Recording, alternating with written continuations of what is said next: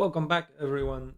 As promised, today I wanted to talk a little bit about investing in general, uh, be it in stocks, private equity, things you buy yourself with the intention to sell later, um, be it crypto, everything basically.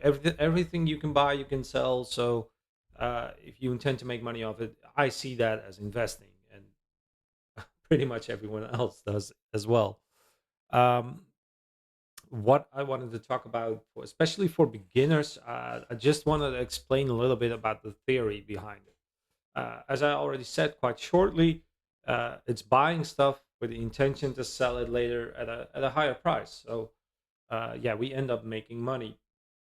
Now, there's obviously also ways where we don't need to sell. We can lend money against it. You can leverage it. There's a million different ways, but everything always comes with a risk. So there's if you don't take risk, you will not make money. Uh, just take a savings account, for example. If you put your money in a savings account, there's usually a few percent, if any, you get on interest, and you think, all right, my money's growing. However, we also have inflation, especially the last few years. Inflation has been crazy. So instead of your money growing, it actually devaluates. The amount grows over time, but the value of it decreases. So it would be extremely counterproductive to just keep your money in the bank and not do anything with it. So obviously, that's why we're on these videos, or you are on this video maybe, and why I am in crypto, why I'm in stocks, why I'm in investing in general. There's ways where we can try to protect our money, but also try to grow our money. Um, so there's three basic principles we need to keep in mind of.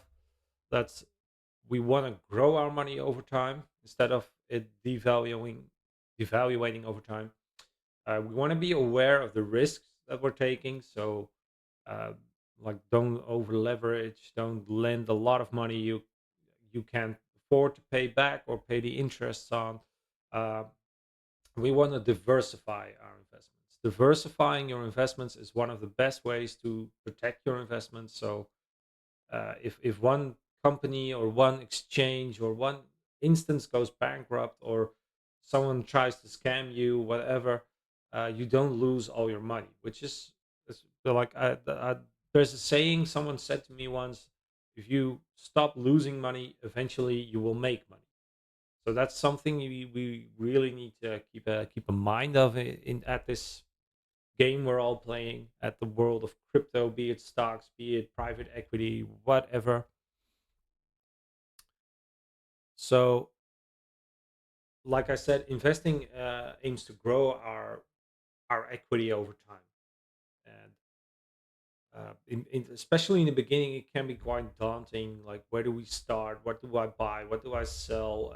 Price is moving heavily and frequently, and it freaks us out, and we start making bad decisions. We start trading or investing with our minds with our feelings rather than our minds, rather than just to stay calm and logical. Yeah, we start investing with panic, basically, and panic is never a good consultant. Everyone will can confirm that if you panic, you start making bad decisions. Um, I will have a few slides, a few bit of text in this as well. I'll get into that. Once more, though, obviously, I'm not a financial advisor. These are just principles and things I taught myself. I was exactly like you guys a few years ago. Starting out, I got scammed out of money as well. I bought fake contracts, fake coins. I lost money on stocks as well, leverage products. But yeah, I've been through the ringer, and I am now actually in quite a bit of positive equity, and I'm slowly growing. And I'm making sure that my money's growing over time. And yeah, I want to help you guys protect yourselves as well. So I'm just giving you a few pointers, but please, once again, don't take everything I say as facts. Look up your own strategy, look at your own techniques, and yeah, once again, don't blindly follow what I do. All right, let's get into the rest of the video. All right, so here we are again. I found this random blog basically saying what is investing, and I thought it was very good. So I figured, why write it, bother waste time, bother writing an entire post on my own. Let's just walk through this real quick. So, as I said in the intro, uh, we want to grow our money over time. We want to be aware of the risk, and we want to diversify, which is also another way to reduce risk, as it says right here. So, if we put all our money into crypto, yeah, as we all know, crypto currently is at an all-time high, and it's very volatile. So in my opinion, we are approaching a point where a lot of people will start taking profits. Crypto will start to go down a bit. Um, if you buy right now and it starts to do that, then obviously you will lose a lot of your capital, especially if you put everything in at once right now. That will, yeah, negatively affect you for the entire duration of your investment journey. So that's also a very smart thing to keep a track of. Like, uh, don't put everything in at once, and don't put everything in one asset. So even in crypto, like, don't buy just a meme coin. Just try to diversify a little bit. But stick a little to in Bitcoin, Ethereum, Solana. It's basically, it's just spreading your risk. Um, so what is investing? It's a way. Well, it can be a way to grow our wealth over time by putting it into assets that increase in value in the future. Starting a business, buying real estate. Obviously, real estate is for people who are a bit further in the journey than people to just starting out, because obviously real estate, especially in the current times, is extremely expensive. And yeah, it won't be easy. But what is easy for us is crypto, stocks, bonds. Bonds are a little less widely available, I'd say, but there's plenty of options in crypto or stocks. And yeah, risks of investing, market risk, liquidity risk, inflation risk, specific investment risks. What I'd say the biggest risk for myself were, find a reputable broker, a good broker, not a scamming broker, someone that keeps calling you to, you need to deposit more. Uh, try to find a reputable one, like top brokers in the world, and try to find one that matches for your country or your regulations or whatever. If you do want to get into stocks, of course. I did find one. I'm currently, for example, I'm working with Etoro. I have a link to it in the description below. You can actually view exactly what stocks I hold. uh, it's aimed at little growth and dividends. Dividends is another part I will get to later. But basically, uh, I own my biggest stock portfolio on there, and it will I plan to use it for retirement or whatever. That being said, that is a very big risk. I started out with a stockbroker that actually tried to scam me, and I lost money on it. So another lesson learned. And the same can be said for crypto exchanges. If crypto exchanges or parties are offering you very unrealistic percentages, like a percentage a day, it's a scam. It's 100% a scam. You shouldn't invest with it. Just try to also find a reputable broker. And uh, obviously, I'd recommend you get a wallet, and just get your own wallet. And they say, don't hold all your crypto on an exchange. Just try to put it in your own wallet. Keep the keys safe. Keep the wallet safe, and don't. Uh, yeah, there's always a risk of a company going bankrupt, especially with crypto exchanges. And if you hold all your money on it, you will lose it. It's gone, and even if you get it back, it will take years and years, and it's just not worth it. So diversifying, there's risk mitigation, because if one asset goes down, the other stays safe usually. uh, Enhance stability, optimize returns. Obviously, not every asset will increase as much, but it's a proven market strategy to, yeah, be more stable but more growing as well. So how can you start investing? I personally, I'd say just see what money you can afford to lose monthly and put that in. Just put it in in an exchange or a broker or a wallet, and just start trying it out. And please don't, like I said, don't buy everything in one go. Just start small amounts, and start to play with it. Once you find something that works for you, something you believe is a safe investment or reasonably safe, just start to slowly acquire a little bit of it. So obviously, this was just yeah, a little bit of a news article or a blog post I found, and this is something I made myself. I will go through it in just a little bit. So basically, this is aimed at stocks, but I've also added a little part about crypto. I'll talk about that as well. So a stock represents a company. Now, every company has basically the same goal. They want to increase their revenue. They want to increase their profit margins, but mainly they want to increase their revenue. Uh, Now, how do they're always looking for ways to increase both? So, but maybe with less workers, they can, by increasing the workload, they can do the same amount of work with less workers, so less payroll, so less money, or more money, more revenue, more profit. More production, they can scale up production, get more machines, better equipment, bigger space, bigger buildings. In short, they want to grow their company, and in turn that will increase their valuation. So how do they do this stuff? The profits they make, they reinvest into their company, which in turn increases their valuation, which in turn increases their production workers. Like I said, the all the other points, and it basically becomes a snowball for at least companies that are run well. So if you own a part of a stock, uh, you have a company basically working for you to increase your profit as well.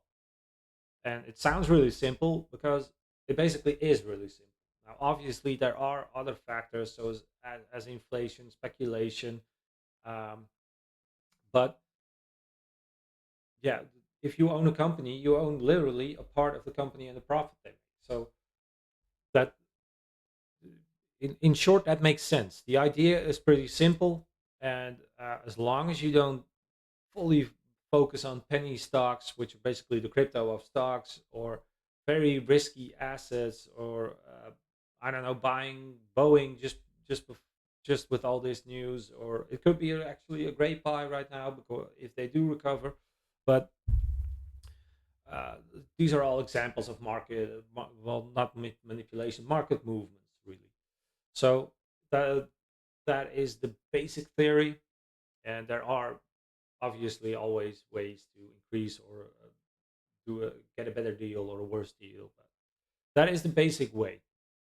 Now, obviously, buying one stock is quite risky because if that one company does go under, or if it does goes bankrupt or insolvent or whatever, then obviously we lose our investment as well. So we don't want that to happen. How can we protect ourselves against that? Against that? Well, diversifying is a very good way. Like I've said before, if we spread our money over several assets, then we will be spreading the risk. So if one goes under, we still have all the others. Now we can either do this manually, but there's also index funds, ETFs. Now an index fund is literally it's a fund of all of, let's say, the S&P 500. The 500 stands for the 500 best companies in America. Um, it's a fund which basically is a basket of all these 500 stocks in it. So if you own part of that fund, you own a part in each of that stock, in the underlying stocks. Um, you could also do this with an ETF, which is an exchange traded fund. And this is basically a fund which holds, it copies these bigger index funds in some way or some form. They each have their own philosophy to trading or holding or buying, selling stocks.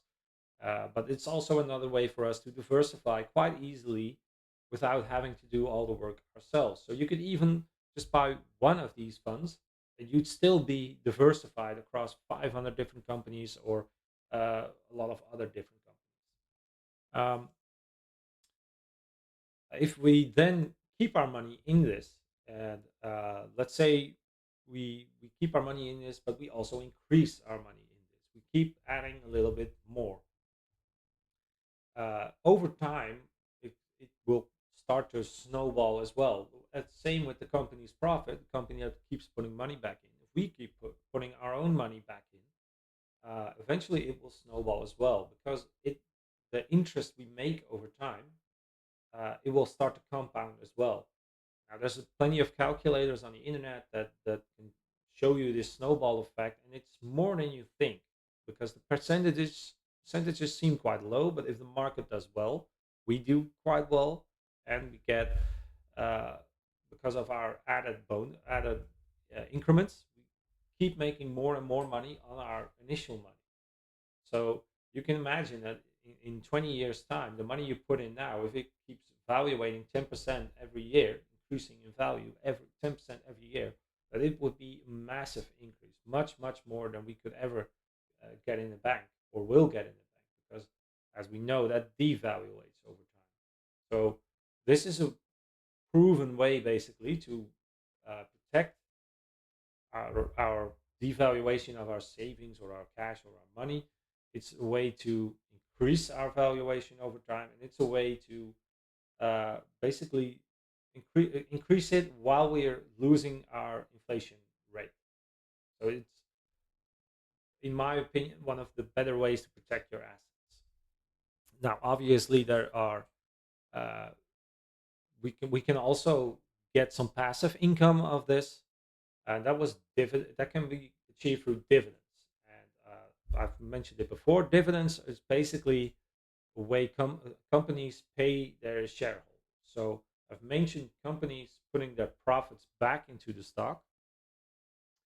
Uh, they also some so not all of them, but a lot of them also reward people for holding their stock. So people putting their faith in the company, putting their money in their company, they will reward holders of their stocks with a part of the profits, sometimes in cash, sometimes in more stocks. So for holding a stock, you get rewarded a percentage of a stock or a percentage of the profits. So the more stocks you hold, the more profit you get paid.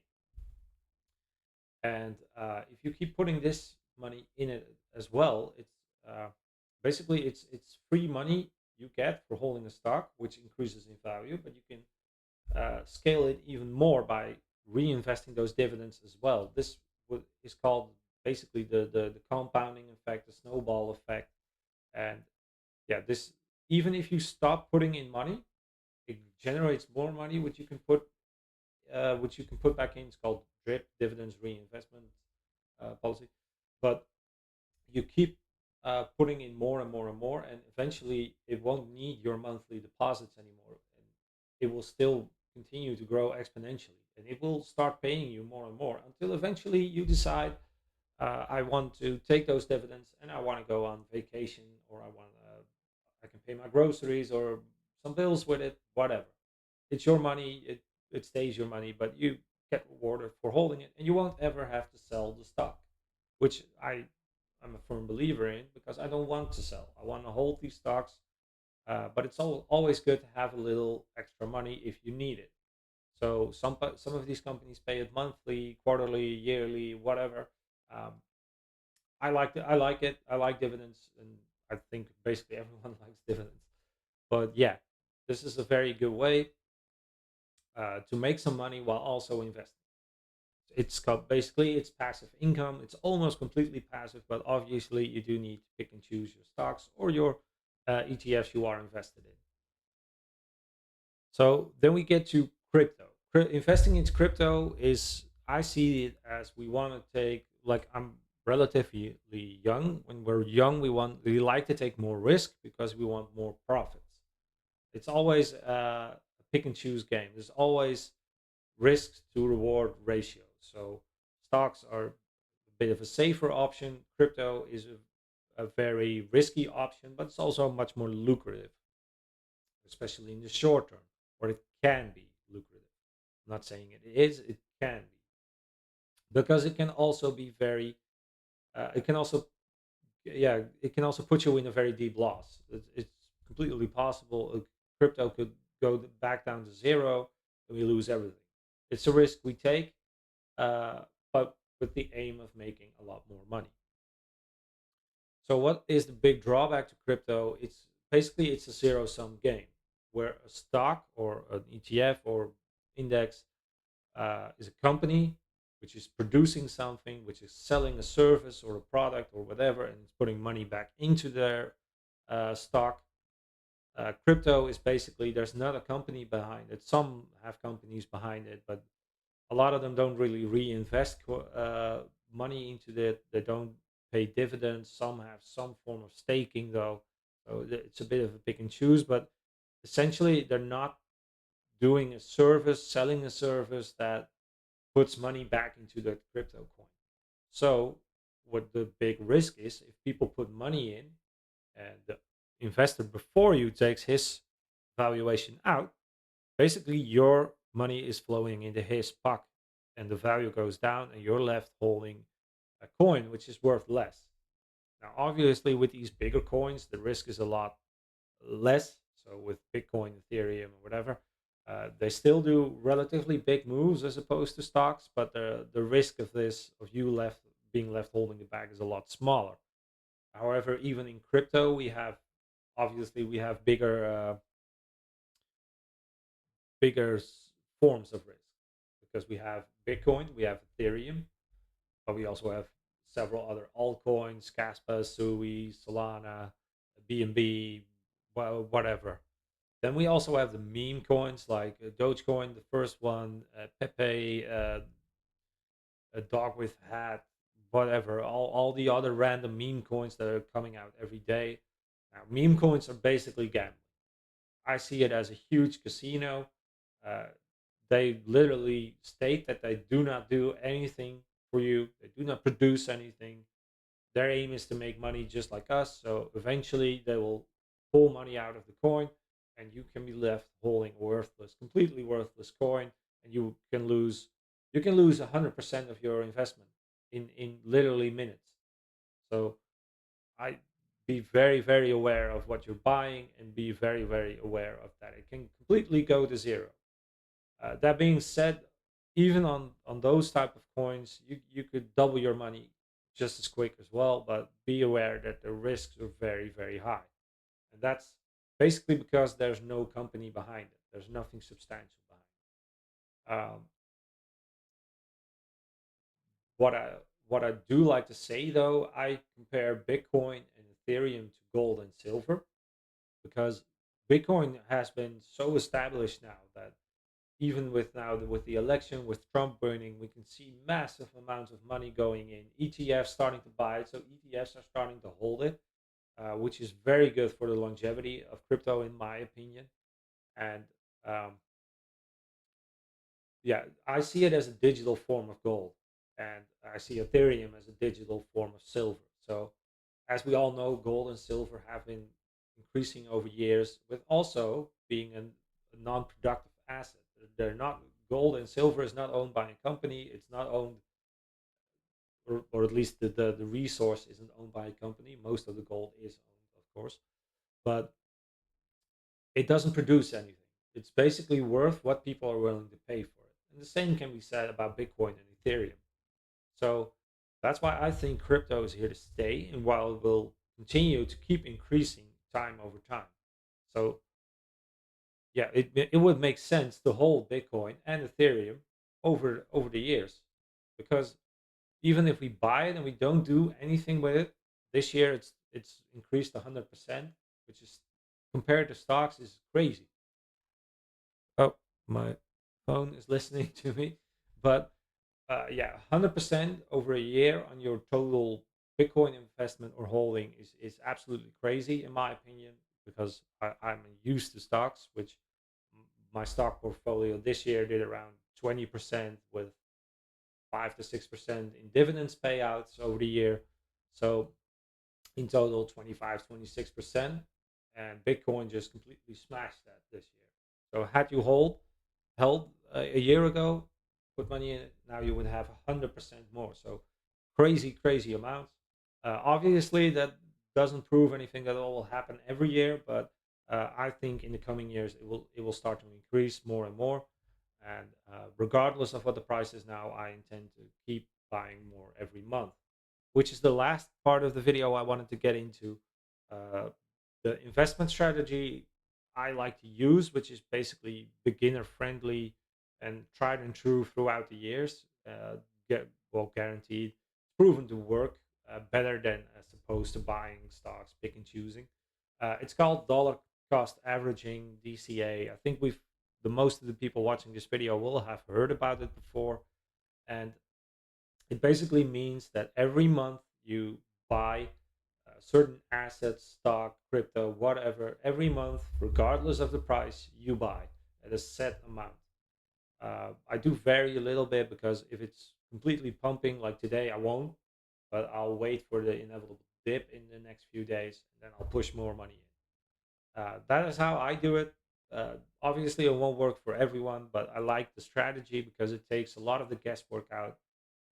You stick to a plan. You form a plan. You stick to it, and it's something to hold on to through all these weird motions, all these weird things happening. It's just something. It's a constant. You know it works. You know it's tried and true over time. You know, or I think everything in the future will be worth more. All the stuff I hold now in the future will be worth more through inflation, through extra money flowing into these companies, in these stocks, in the crypto. It just makes sense to me. I hope this video helped you guys try to make a little bit more sense of it as well. Obviously, you will have questions about this. Feel free to ask them in the comments below. You can email me, you can WhatsApp me, or not WhatsApp me. You can reach me on Telegram or Discord. Just feel free to reach out, post a comment, and if you like the video, please leave a like, and you would do me a massive favor as well if you were willing to subscribe to my channel. I intend to make more content like this. I intend to help all of you through the same journey as I had, and yeah, let's continue growing together, guys. Once more, I hope you liked the video. Once more, please leave a like, smash that button, and subscribe to the channel if you can. And yeah, and please leave some feedback or a question or whatever. All right, guys, have a great weekend.